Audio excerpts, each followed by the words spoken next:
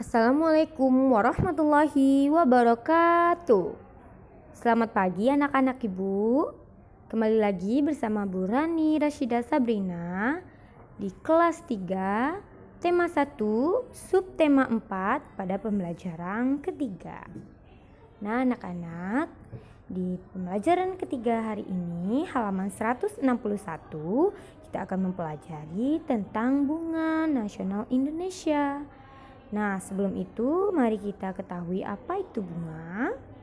Bunga adalah bagian dari tumbuhan. Bunga diperlukan dalam proses perkembangbiakan sebagian tumbuhan. Ada banyak jenis bunga yang ada di sekitar kita. Berikut ini adalah bunga kebanggaan Indonesia. Nah, bacalah dengan nyaring teks di bawah ini ya anak-anak. Setelah ibu bacakan, silahkan kamu baca sendiri. Bunga nasional Indonesia. Beberapa negara memiliki bunga nasional. Bunga nasional adalah bunga yang dapat mewakili karakteristik sebuah bangsa dan negara. Misalnya bunga tulip dikenal sebagai bunga negara Belanda. Mawar lebih dikenal sebagai bunga negara Inggris. Indonesia memiliki 3 bunga nasional. Sebutan lain untuk bunga di Indonesia adalah puspa. Bunga melati putih disebut dengan puspa bangsa. Bunga anggrek bulan disebut dengan puspa pesona. Bunga Rafflesia arnoldi disebut dengan puspa langka. Nah anak-anak, di sini ada 3 gambar bunga. Nah 3 gambar bunga ini adalah bunga melati.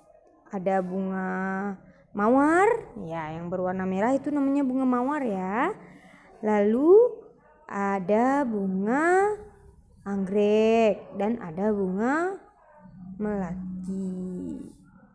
Ya, tapi sepertinya kalau di gambar halaman 161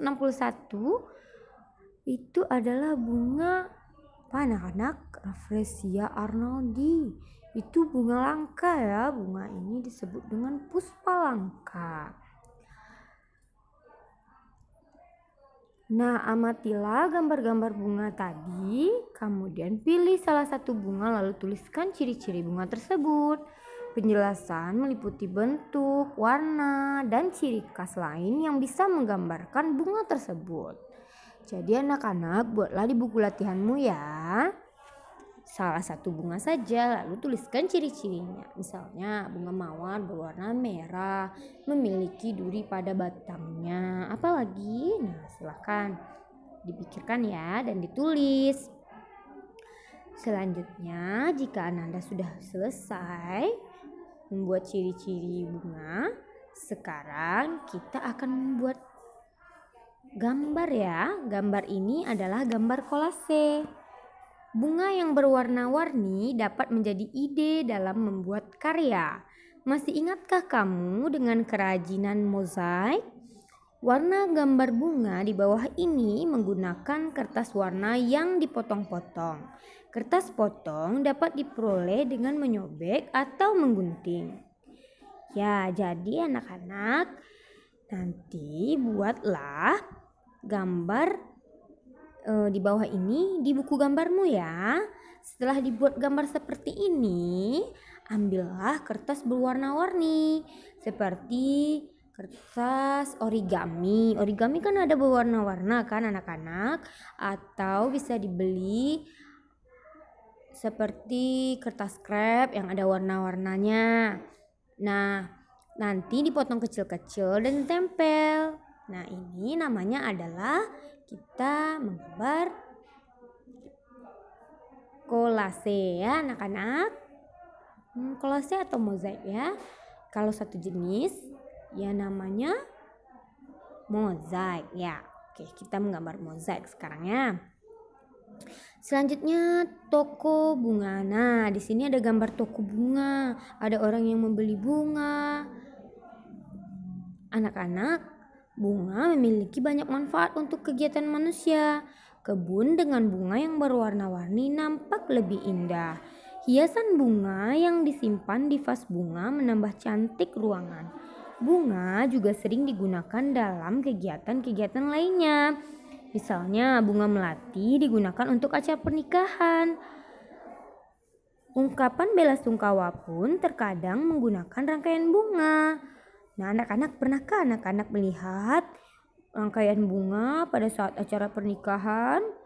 Nah, bagaimana juga dengan acara bela sungkawa? Banyak yang mengirimkan bunga ya, atau disebut dengan karangan bunga.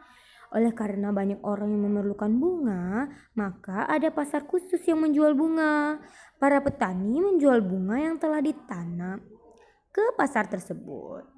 Ya, jadi anak-anak, banyak sekali ya kita memerlukan bunga di acara-acara. Sekarang kita akan menyelesaikan soal tentang pembagian. Masih ingatkah kamu cara menyelesaikan soal pembagian? Contoh, seorang petani memanen bunga mawar. Hasil panennya ada 141 tangkai bunga mawar. Petani akan menyimpan dalam 3 tempat yang masing-masing memuat tangkai bunga sama banyak. Proses itu ditulis dalam bentuk pembagian 141 dibagi 3. Nah, kita buat dengan menggunakan tonggak ya. Jadi kita pakai membagi tonggak namanya ini ya anak-anak.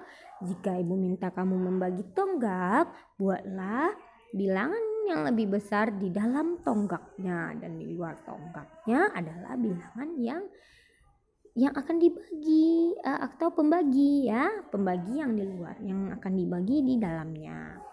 Nah, seperti ini 141 dibagi 3, ada berarti 141-nya di dalam tonggak, 3-nya di luar tonggak.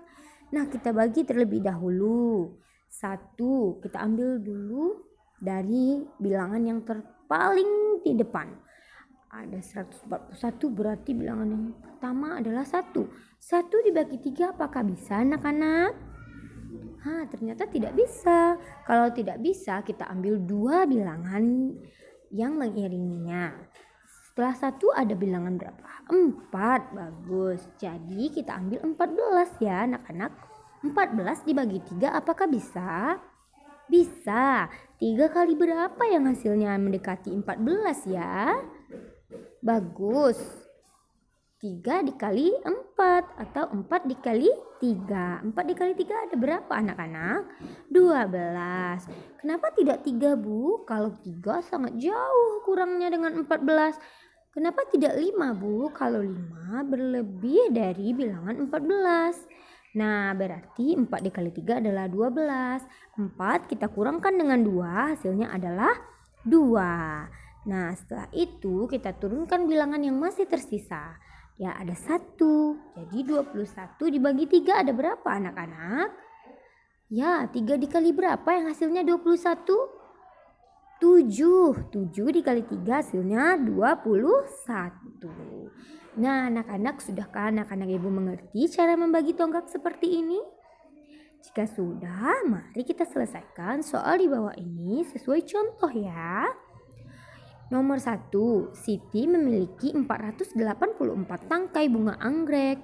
Siti ingin menyimpan dalam 4 buah vas bunga dengan banyak tangkai bunga yang sama pada masing-masing vas.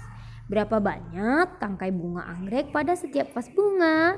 Bagaimana caranya anak-anak? Tentu saja 484 kita bagi dengan 4. Ingat, caranya adalah dengan membagi tonggak. Nomor 2, pohon melati Lani berbunga sangat banyak. Lani memetik 224 bunga melati.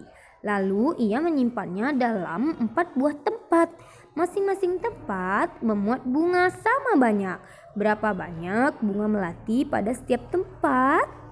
Nah, 224 dibagi 4. Ingat ya, bilangan yang terbesar ada di dalam tonggak dan bilangan yang kecilnya di luar tonggak.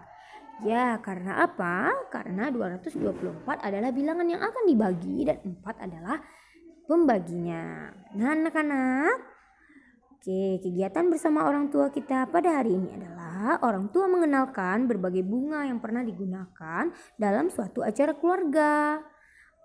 Ini adalah tugas mama dan papa di rumah untuk membantu anak-anak kita ya. Sekian pembelajaran kita pada hari ini ya anak-anak.